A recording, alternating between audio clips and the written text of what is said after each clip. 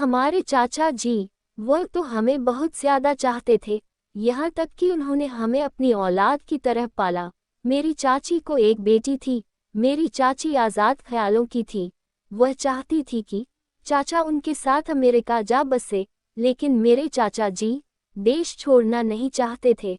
फिर मेरी चाची ने मेरे चाचा जी को से तलाक लेकर अपनी बेटी लेकर अमेरिका चले गए। मेरी छोटी बहन के पैदाइश के बाद मेरी माँ का देहांत हो गया था। मेरे चाचा ने मुझे पढ़ा लिखाकर बहुत अच्छी आईटी कंपनी में जॉब लगवा दिए थे। मुझे 2 बहनें थीं और मैं उन्हें जान से भी ज़्यादा चाहता था। मेरी चाची की कैंसर से मौत हो गई थी, इसलिए उनकी बेटी इंडिया वापस आ गई थी और मेरे चाचा चाहते थे कि मैं उनकी बेटी से शादी करूं, जबकि मेरी चाची ने उनकी बेटी के दिल में चाचा को लेकर बहुत जहर घोल रखा था, इसलिए वह अपने पिताजी से बात तक करना नहीं चाहती थी। शिल्पा के मामा अपने बेटे से शिल्पा की शादी करवाना चाहते थे, क्योंकि शिल्पा के पास बहुत ज़्यादा प्रॉपर्टी थी, जिसके लिए मेरे चाचा बिल्कुल राज़ी ना थे, क्योंकि वह बहुत ज़्यादा लालची किस्म के लोग थे। तब मैं चाचा के फोर्स करने पर मान गया, लेकिन चाचा की बेटी थी, उसे कैसे मनाना है? अब यह सवाल पैदा होता है। अपने माँ की मौत के बाद शिल्पा इंडिया में अपने दोस्त के घर में रह रही थी। उसे रातों में पार्टी करने का शौक था। अभी वह घर से पार्टी के लिए निकली। उसकी सहेली संजना ने उसे बहुत मना किया, लेकिन वह बिना कुछ बताए अकेली ही निकल गई। दूसरे दिन सुबह शिल्पा के मामा जी संजना के घर पहुंचे। अब पूछने लगे कि शिल्पा कहाँ है। तब संजना ने उनसे कहा कि मुझे तो वह रात में सिर्फ इतना कहकर गई कि मैं काम से जा रही हूँ, कल सुबह आ जाऊंगी, इसके अलावा मुझे कुछ पता नहीं। कि तभी फ़ोन की बेल बजी और संजना ने अपना फ़ोन रिसीव किया। उधर से आवाज़ आई, शिल्पा को अगवा कर लिया है और वसूली की 2 करोड़ रकम तैयार रखना। इतना सुनना था कि मामा के पैरों तले ज़मीन खिसक गई। शिल्पा को सुमित ने किडनैप करके रखा था। जब शिल्पा की आंख खुली तो उसने सामने अपने पिताजी को पाया। उसके पिताजी उसे समझाने ही वाले थे कि वह चीखने चिल्लाने लगी, जब सुमित ने उसके मुंह पर हाथ रखा और उसके कानों में कहने लगा कि पहले अपने पिताजी की बात सुन लो और अगर वह गलत लगे तब तुमने आगे का फैसला लेना। फिर अपने पिताजी की बात गौर से सुनने लगी। उसके पिताजी ने उसे बताएं, तुम्हारी माँ मुझसे तलाक लेकर अमेरिका चली गई और उसने तुम्हारी कस्टडी भी खुद ही ले ली थी। मैं तुमसे कभी ना मिला और फिर तुम हमसे इतने दूर चली गई, हम तुमसे कभी मिल ना पाए। अब जब पता चला कि तुम वापस आ गई हो, मैंने तुमसे मिलने की कोशिश की, लेकिन तुम मेरी बात सुनने को तैयार ना थी। शिल्पा ने कहा कि मेरे माँ को आपने तलाक दिया था। चाचा ने कहा, नहीं, तुम्हारी माँ ने मुझसे खुद तलाक लिया था। शिल्पा सर पकड़कर बैग पर बैठ गई। जब चाचा ने कहा, मैं चाहता हूँ कि तुम सुमित से शादी कर लो, लेकिन शिल्पा ना मानी। उसने सुमित से शादी से इनकार कर दिया। मुझे तुम्हारे लिए अच्छा जीवन साथी कहीं नजर नहीं आता। जब उसने कहा, नहीं, मैं अपने मामा के बेटे आकाश से ही शादी करूंगी, तब सुमित ने बताया कि जिन पर तुम्हें इतना भरोसा है, जरा उनकी भी बात सुन लो। और उसने फ़ोन कॉल मिलाया। उधर से मामा ने फ़ोन उठाए। जब इधर से कहा गया कि शिल्पा के आज़ादी के 2 करोड़ रुपए दो या फिर शिल्पा की मौत के जिम्मेदार तुम रहोगे, तब उधर से मामा ने कहा कि हमारे पास इतना पैसा नहीं है कि हम उसे छुड़ाएं, और जब जिसे मौत आना है आके रहेंगी। इतना कहकर फ़ोन काट दिए। शिल्पा दंग रह गई। कल तक जो मामा शिल्पी शिल्पी करते था दाता था, आज उसी ने बुरे वक्त में उसका साथ छोड़ दिया। शिल्पा उस पर भी शादी के लिए ना मानी। तब सुमित ने कहा, अगर तुम्हें इससे आज़ादी चाहिए तो तुम्हें मुझसे शादी करनी होगी, वरना मैं तुम्हें जिंदगी भर कैद करके रखूंगा। तब शिल्पा को लगा कि मैं शादी कर लेती हूँ, आज़ादी मिलने के बाद मैं अपने रास्ते, आप अपने रास्ते। शिल्पा शादी के लिए मान गई। 2 घंटे में शिल्पा सुमित की दुल्हन बन गई। रात में सुमित ने शिल्पा को एक गिलास दूध पिलाया और शिल्पा गहरी नींद सो गई। सुबह जब उसकी आंख खुली तो वह कार की बैक सीट पर सोई हुई थी। वह फौरन ही उठी। उसने देखा कि सुमित कार ड्राइव कर रहा है। तब उसने गुस्से से पूछा, मुझे कहाँ ले जा रहे हो सुमित? सुमित मुस्कुराकर कहा, शादी के बाद विदागी भी तो होती है। तुम्हें विदा करके अपने घर ले जा रहा। तुमने कहा था शादी के बाद मैं तुम्हें आज़ादी दूंगा। तब सुमित ने कहा, मैडम जी, यह इंडिया है, अमेरिका नहीं, जहां आप जब जी चाहे आज़ाद हो जाए। हम दोनों की शादी हुई है, यह तो जिंदगी भर का बंधन है। आज़ादी लेकर आखिर जाओगी कहाँ?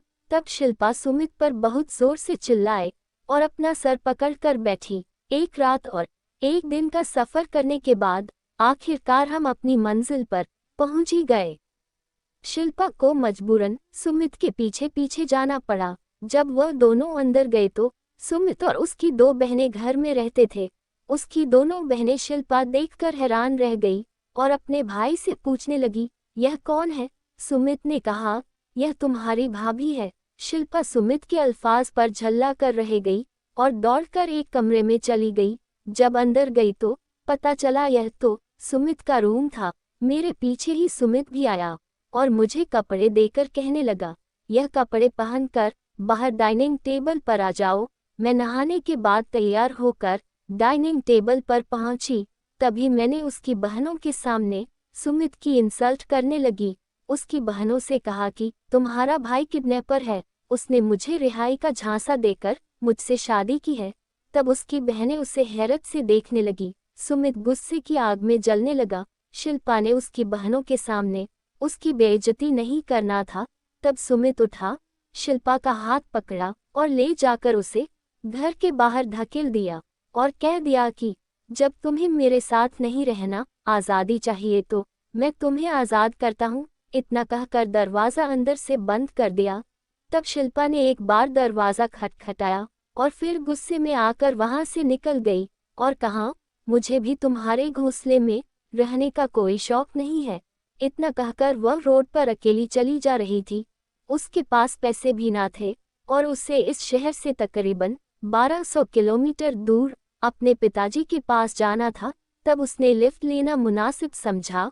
उसके लिफ्ट मांगने पर एक कार आकर रुकी। जब उसने अंदर देखा तो 4 आदमी उसमें बैठे हुए थे। उसने लिफ्ट लेने से मना कर दिया और आगे बढ़ने लगी। वह आदमी वहीं उतरे और उसके साथ छेड़खानी करने लगे।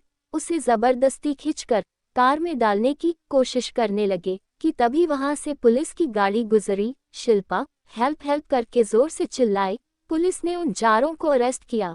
तब उनमें से एक ने कहा कि नहीं सर, हम तो शरीफ लोग हैं, इसी ने हमसे लिफ्ट मांगी और हमारे गाड़ी रोकने पर हमें धमकियां देने लगी। यह गलत किस्म की औरत है। शिल्पा मना करती रही कि उसने कुछ गलत नहीं किया। तब पुलिस ने उन चारों को और शिल्पा को भी अरेस्ट करके ले गई। उसकी बहुत ज्यादा इंसल्ट हुई। तब उसने सोच लिया कि वह सुमित से बदला लेकर रहेगी। फिर उसने पुलिस स्टेशन में सुमित को बुलवाया और पुलिस की तफ्तीश करने के बाद पुलिस ने शिल्पा को वार्निंग देकर छोड़ दिया, आइंदा फिर ऐसी अकेली सड़कों पर मत घूमना। यह इंडिया है, आपका अमेरिका नहीं। शिल्पा सुमित के साथ खामोशी से उसके घर आ गई और सुमित और उसकी बहनें महीने सब मेरे साथ बहुत अच्छे रहते, लेकिन मैं बदले की आग में जल रही थी। तब उन्हीं दिनों सुमित मेरा बहुत ज्यादा ध्यान रखते, मेरी हर ख्वाहिश पहले पूरा करते। वह चाहते हैं कि मैं अकेले उनके साथ वक्त बिताऊं, लेकिन मैं उनकी दोनों बहनों के बगैर कहीं घूमने नहीं जाती। सुमित की कमजोरी उनकी बहनें थी। तब मैंने उनकी बहनों का इस्तेमाल करना शुरू किया। मेरे जानने वालों के बेटे का रिश्ता इशिका के लिए लगा दिया। उन लोगों की अच्छी खासी प्रॉपर्टी थी, लड़का भी बहुत अच्छा था, लेकिन उसकी माँ बीमार है, इसलिए वह जल्द से जल्द शादी करना चाहते हैं। उन्हें इशिका बहुत पसंद आई और कुछ ही दिनों में इशिका की शादी हो गई। इशिका की शादी के 1 महीने बाद जब वह घर पर आई तो शिल्पा ने उससे पूछा कि तुम अपनी ससुराल में अच्छी हो। तब उसने कहा, नहीं, अजय तो मुझे वक्त ही नहीं देते। नौकरी के सिलसिले में या तो पूरा वक्त बाहर रहते हैं, जब घर आते हैं अपनी माँ के पास रहते हैं। तब शिल्पा ने कहा, तुम उसकी माँ का ख्याल रखना बंद कर दो, वक्त मांगो, तब वह मजबूर होकर तुम्हें वक्त देगा। कुछ ही दिनों में इशिका अपने मायके आई। तब उसे हमने पूछे तो उसने बताया कि अजय मुझे वक्त नहीं देते थे। मैंने गुस्से में आकर उनकी माँ का देखरेख करना बंद कर दी। तब उन्होंने मुझसे कहा कि जब तुम्हें मेरी माँ अच्छी नहीं लग रही है तो फिर मुझसे भी रिश्ता खत्म कर दो, और जब तुम्हें मेरी माँ अपनी माँ जैसी लगेगी तभी तुमने मेरे घर कदम रखना। इतना सुनना था कि सुमित और शिल्पा परेशान हो गए, क्योंकि इसमें गलती इशिका की थी। फिर इशिका हमारे साथ ही रहने लगी।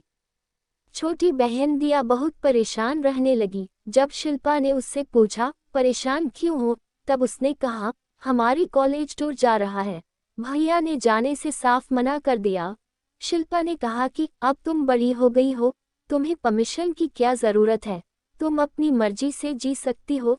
तब दिया बिना बताए अपने कॉलेज टूर पर चली गई। सुमित ने दिया को देखा, कहीं नजर नहीं आ रही, तो शिल्पा से पूछा दिया कहाँ है, सब ठीक है।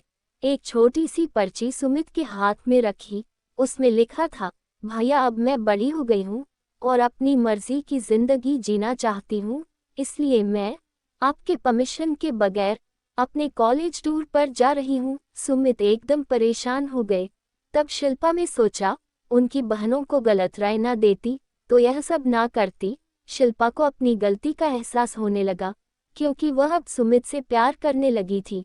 तब उसने सुमित को परेशान देखकर एक चिट्ठी लिखकर छोड़ी और अपने पिताजी के यहाँ चली गई। चिट्ठी में लिखा था सुमित तुमने मुझसे जबरदस्ती शादी की, मुझे धोखा दिया, इसलिए मुझे तुमसे नफरत सी हो गई थी, और उस रात मेरे साथ जो हादसा हुआ वह सिर्फ तुम्हारी वजह से हुआ था। अगर तुम मुझे घर से ना निकालते तो वह सब मेरे साथ ना हुआ होता, लेकिन मेरी किस्मत अच्छी थी जो वक्त पर पुलिस आ गई।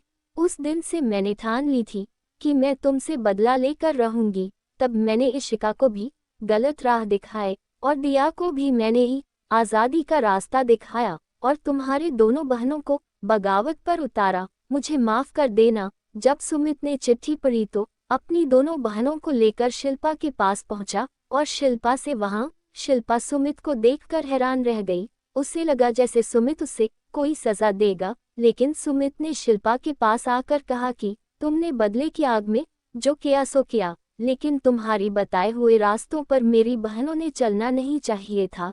तुमने तो उन्हें सिर्फ रास्ता दिखाया था, उस पर वह दोनों खुद चली है, इसलिए उसमें गलती तुम्हारी नहीं है, इन दोनों की है। और अगर यह बात मुझे किसी और के जरिए पता चलती तब शायद मैं तुम्हें माफ ना कर पाता, लेकिन जब तुम्हें अपनी गलती का एहसास हो ही गया है तो मैंने तुम्हें माफ किया। सुमित ने शिल्पा को अपने घर ले आया और फिर दोनों बहनें भी अपने घर की हो गई। इस तरह शिल्पा और सुमित की जिंदगी बहुत अच्छी बसर होने लगी। इस तरह की कहानी कोट्स और जोक्स सुनने के लिए चैनल को लाइक शेयर और सब्सक्राइब जरूर करें और घंटी के आइकॉन को दबाना ना भूलें।